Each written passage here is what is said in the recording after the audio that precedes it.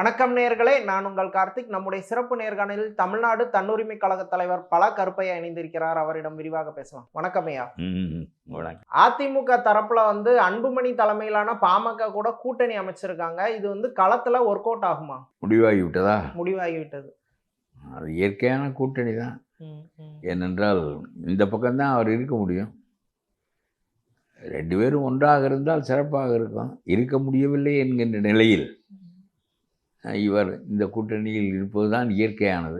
ராமதாஸோட எதிர்ப்பு நீங்க லேசா எடை போடுறீங்களா? அவர் கடுமையா எதிர்ப்பு தெரிவிக்கிறாரு. 2 பேரும் எது வேண்டுமானாலும் முடிவெடுக்கட்டும், ஏதாவது ஒரு பக்கம் சேரட்டும். ஏற்கனவே அவர்களுக்கு 5% வாக்கு இருக்கிறது. அந்த 5% வாக்கு வங்கியை யார் வைத்துக் கொள்கிறார்கள் என்பது தான் அவர்களுக்கு பலத்தை ஏற்படுத்தும். உனக்கு சொல்லுகிறேன், நம்ம தகப்ப மகன் சண்டையில் நம்ம என்ன செய்ய முடியும்? இதில் என்ன ஒன்றும் பண்ண முடியாது. ஆனால் ஓட்டு பிரிய தானே செய்யும். ஒருவேளை என்ன வழியிலே அவர்கள் பிரிந்தால் ஏற்கனவே பாஜக கூட்டணி இருக்கிறதுனால சிறுபான்மையினர் ஓட்டு அதிமுக கூட்டணிக்கு சுத்தமா வராது. பாஜக கூட இருக்கிறதுனால சிறுபான்மையினர் ஓட்டு சுத்தமா வராது அதிமுக கூட்டணிக்கு. அப்போ எப்படி எல்லா தொகுதிகளையும் வெற்றி வாய்ப்பு அவங்க உறுதிப்படுத்த முடியும்? சரியா, சிறுபான்மையினர் 8% ஓட்டு வராது. 8% அவங்க இல்லை 12% முஸ்லீமும் கிறிஸ்தவனும் இருக்காங்க. கிறிஸ்தவர்கள் இவருக்கு விஜய்க்கு போடுவார்கள், முஸ்லீம்கள் அவருக்கு போடுவார்கள். அப்புறம் முஸ்லீம் ஓட்டுகளையும் இவர் பிரிப்பதற்கு முயல்வார் என்று சொல்லுகிறார்கள். இந்த ஓட்டை தான் பிரித்து கொள்ள முடியும் தவிர மற்றவர்களெல்லாம் ஒன்று சேர்ந்தால் என்ன செய்வீர்கள்? இதுதான் இன்றைக்கு தமிழ்நாட்டு அரசியல் ரொம்ப பெரிய குழப்படியாக இருக்கிறது. இந்த விஜயை போட்டு காங்கிரஸ் உள்ளே வருவதாக சொல்லி இதை ஒரு பெரிய செய்தியாக்கி விஜய் ராகுலிடம் பேசி ஆட்களை எல்லாம் வரவழைத்து நாங்கள் ஆட்சியில் பங்கு தருகிறோம் என்று சொல்லி, சரி காங்கிரஸ்காரன் 50 ஆண்டுகள் ஆகிவிட்டது, கட்சியையும் வளர்ப்பதில்லை, எதையும் வளர்ப்பதில்லை. மாவட்ட கமிட்டிக்கு கீழே காங்கிரஸுக்கு ஆளே இல்லை. மாநில கமிட்டியில் இருக்கிறார்கள், பிறகு மாவட்ட கமிட்டியில் இருக்கிறார்கள். இவர்கள் தான் மொத்த காங்கிரஸே. ஆனால் காமராஜருக்கு ஓட்டு போட்டு பழகிய மக்களில் மீதமிச்சம் உள்ளவர்கள் இன்னமும் போட்டு கொண்டிருக்கிறார்கள். ஒரு 5, 6, 7% காங்கிரஸ் கட்சிக்கு வாக்கு வங்கி இருக்கிறது. அது தென் மாவட்டங்களில் இருக்கிறது. ஒரு தேசிய கட்சி, விடுதலை போராட்டத்தில் ஈடுபட்ட கட்சி, புகழ்பெற்ற கட்சி, அதோடு நம்மோடு சேர்ந்தால் நன்றாக இருக்கும் என்று விஜய் மிகவும் விரும்பினார். பாஜக அந்த பக்கம் இருக்கிற காரணத்தினால் காங்கிரஸ் அங்கு போகாது, இங்குதான் வரும். விரும்பினார், பேசினார்கள், எல்லாம் செய்தார்கள். விஜயினுடைய வீட்டிலே போய் ஒரு காங்கிரஸ்காரர் பார்த்தார், எவ்வளவு இடங்கள் என்ன என்றெல்லாம் பேசினார்கள்.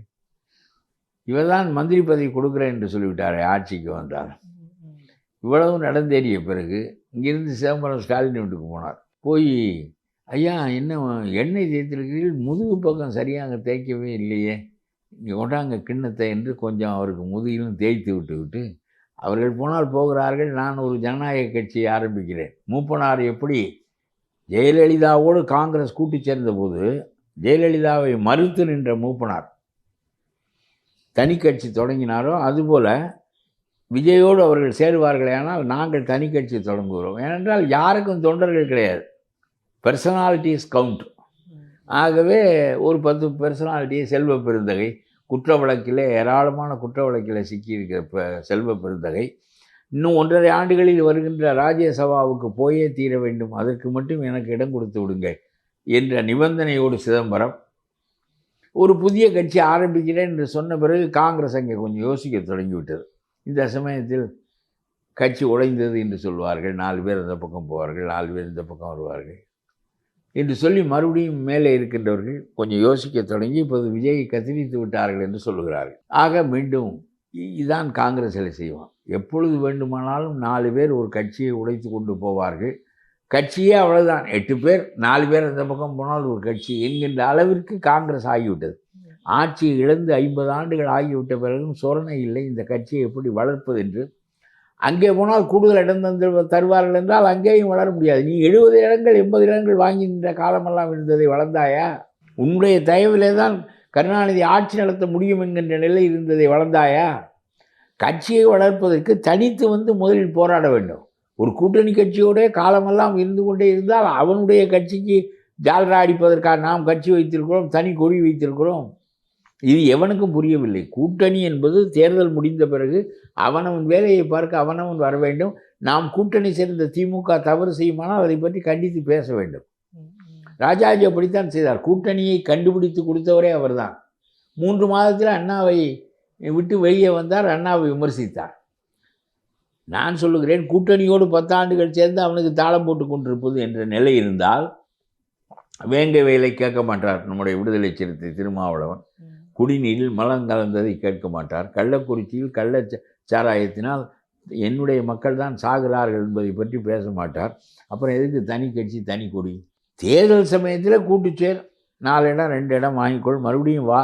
வந்த பிறகு நீ எவ்வளவு பெரிய ஊழல் செய்தாலும், எவ்வளவு பெரிய ஒரு கம்யூனிஸ்ட் கட்சியினுடைய கொள்கையே தொழிலாளர்களை நிரந்தரப்படுத்துவது தான், தொழிலாளர்களுக்காக போராடுவது தான். துப்புரவு தொழிலாளர்கள் எங்களை வேலைகளை நிரந்தரப்படுத்துங்கள் என்று போராடுகிறார்கள். கம்யூனிஸ்ட் கட்சி அதை பற்றி பேசவில்லையே. இல்லை, கம்யூனிஸ்ட் கட்சியில இருந்து அதுக்கு போய் ஆதரவுலாம் தெரிவிச்சாங்க. ஆதரவு தெரிவித்து அரசாங்கத்தை உன்னுடைய செல்வாக்கு இருக்கிறது எங்கே? தொழிலாளர்களுக்கு விரோதமாக நீ நடந்தால் உன்னோடு எதற்கு நான் கூட்டி சேர வேண்டும் என்று கேட்க வேண்டாமா? இல்ல, திமுகவை எதிர்க்கிறது பாஜக உள்ள வர்றதுக்கு வழிவகை பண்ணிரும் அப்படின்னு சொல்லி அவங்க சொல்றாங்க.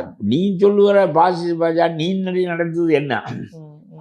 நான் என்ன சொல்கிறேன், மோடி ஆட்சிக்கு வர போகிறார் முதலமைச்சராக.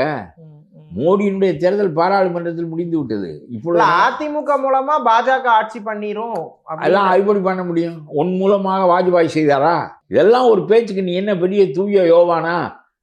அன்றைக்கு வாஜ்பாயோடு நீ சேர்ந்த போது மட்டும் அவர் சங்கியாக இல்லாமல் என்ன வங்கியாக வருந்தார்? அப்பொழுதும் அவர் சங்கியாகத்தான் இருந்தார். போய் சேர்ந்தீர்கள், எல்லாம் செய்தீர்கள். இப்பொழுதும் உனக்கு தேவை என்றால் மோடியிடம் போய் சேர மாட்டாயா? நீ என்ன ஏற்கனவே வாஜ்பாயிடம் சேர்ந்தவன் தானே. காங்கிரஸோ கம்யூனிஸ்ட் கட்சியோ பாரதிய ஜனதாவோடு சேராது. அவர்கள் 2 பேரும் எதிர்நிலையில் உள்ளவர்கள். நீ எவனோடும் சேரலாம். அங்கே போய் நம்ம ஆட்சியில் 1.5 ஆண்டுகள் முரசொலி மாறனை மருத்துவமனையில் படுக்கையில் போட்டுக்கொண்டு அவருக்கு ஞாபகமே இல்லை, அவர் மந்திரி பதவியில் வைத்திருந்தீர்களே. அவருடைய மந்திரி பதவியை தூக்குவதற்கு ஒப்புக்கொள்ளவில்லையே கருணாநிதி. ஏனென்றால் அரசு செல்வாக்கோடு வைத்தியம் நடக்க வேண்டும் என்பதற்காக அவரை 1.5 ஆண்டுகள் ஞாபகம் இல்லாமல் இருந்தவரை மந்திரியாக வைத்திருந்தார்கள் வாஜ்பாய் அரசில். அவர் என்ன செய்வது? கூட்டணி கட்சியாக இருக்கிறது என்று. அப்பொழுது வாஜ்பாய் இனித்தாரா? அப்பொழுது ஒரு சங்கியாக இல்லையா?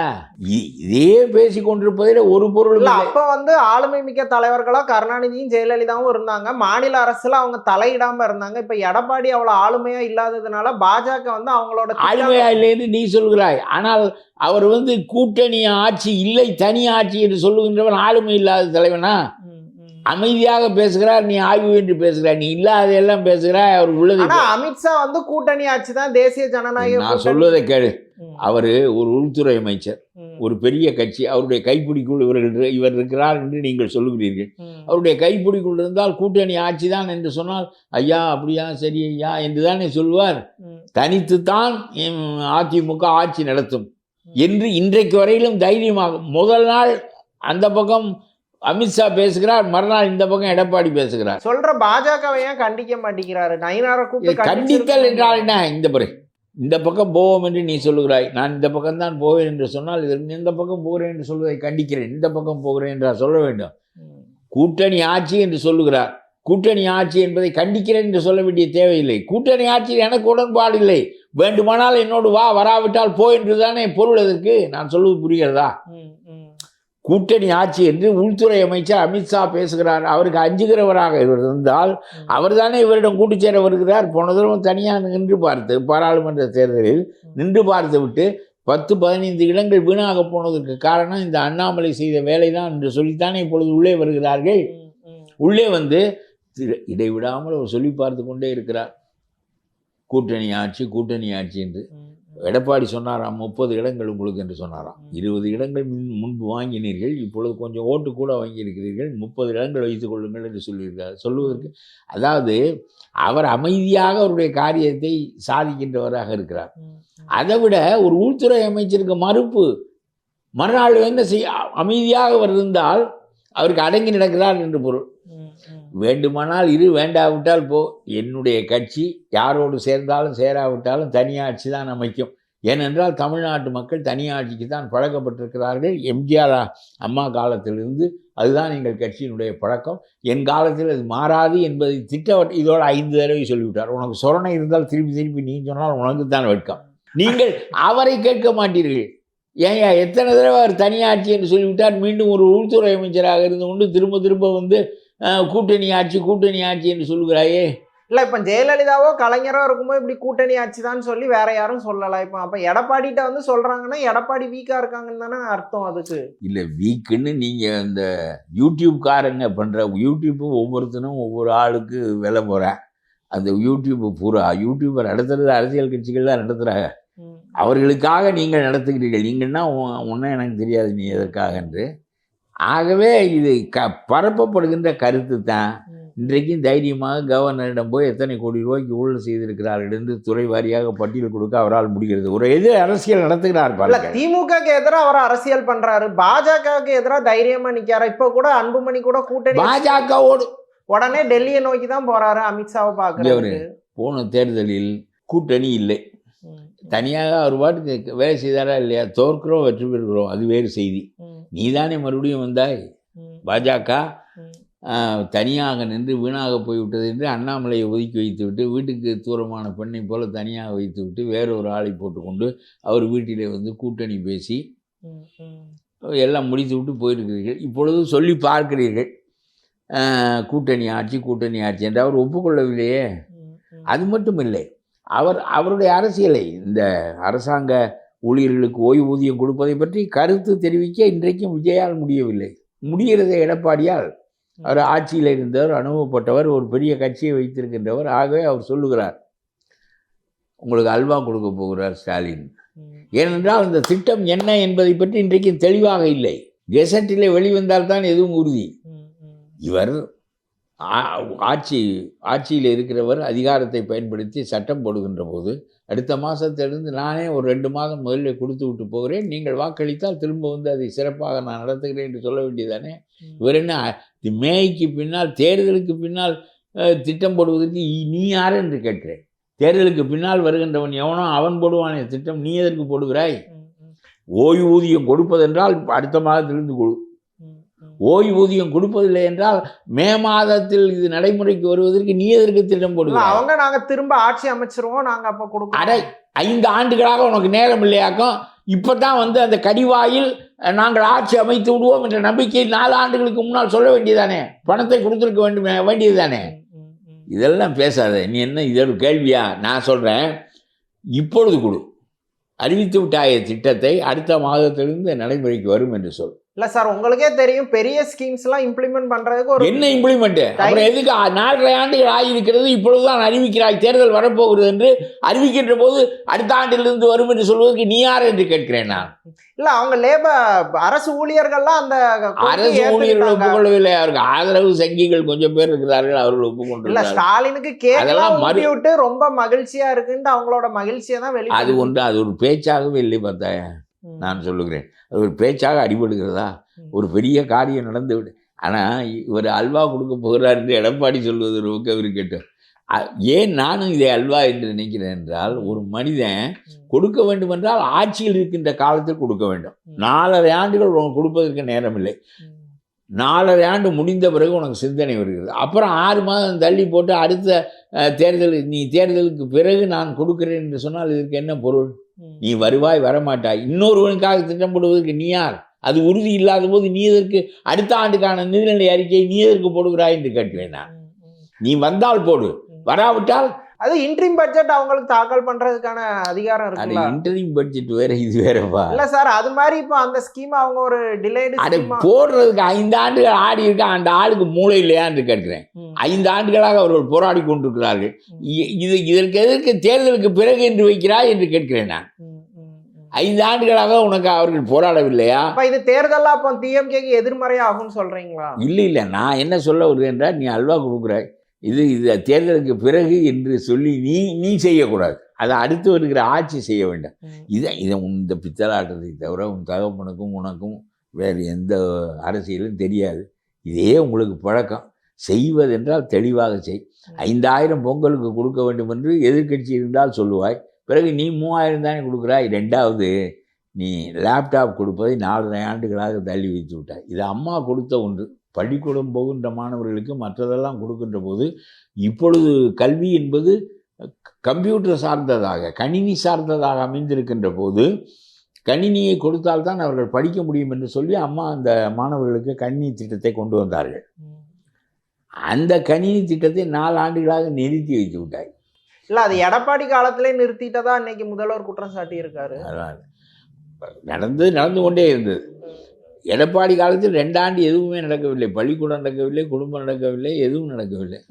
அது ஒரு பக்கம் இருக்கட்டும். இப்பொழுது 4 ஆண்டு என்ன வந்து 4 ஆண்டுகள் படித்து முடித்து விட்டான் கண்ணி இல்லாமல். இப்பொழுது கடைசி நேரத்தில் கொடுக்குறாய் உனக்கு இது ஒரு பேச்சு என்று நீ எடுத்து பேசுகிறாய். நான் சொல்கிறேன் 4 ஆண்டுகள் மாணவர் அவன் ஆளு தெரியலை, அவன் சரியில்லை. நீ 4 ஆண்டுகளுக்கு முன்னாடி கொடுக்க வேண்டியதானே. அம்மா நிறுத்தி விட்டு போன திட்டங்களை எல்லாம் நான் நடைமுறைப்படுத்துகிறேன் சொல்ல வேண்டியதானே. நீ என்ன செய்வதற்கு உனக்கு என்ன கொள்ளை? மாணவர்கள் 4 ஆண்டு மாணவர்களுக்கு கண்ணி தேவையில்லையா? எல்லாம் கடைசி நேரத்தில் இவனுக்கு கொடுப்பாய். பிறகு அடுத்த ஆண்டு திட்டத்தில் ஊழியர்களுக்கு ஓய்வூதியம் அறிவிப்பாய். எல்லாவற்றையும் இப்படி இன்றைக்கு வரையிலும் சும்மா பொங்கலுக்கும் அதற்கும் கொடுக்க வேண்டியதானே தவிர ஒரு துப்புரவு தொழிலாளர்களுடைய வேலையை நிரந்தரப்படுத்துவதில் என்ன சிரமம் இருக்கிறது? தமிழ்நாடு அரசியல் குறித்து பல விஷயங்களை ரொம்ப விரிவாக பேசுறீங்க. நன்றி சார்.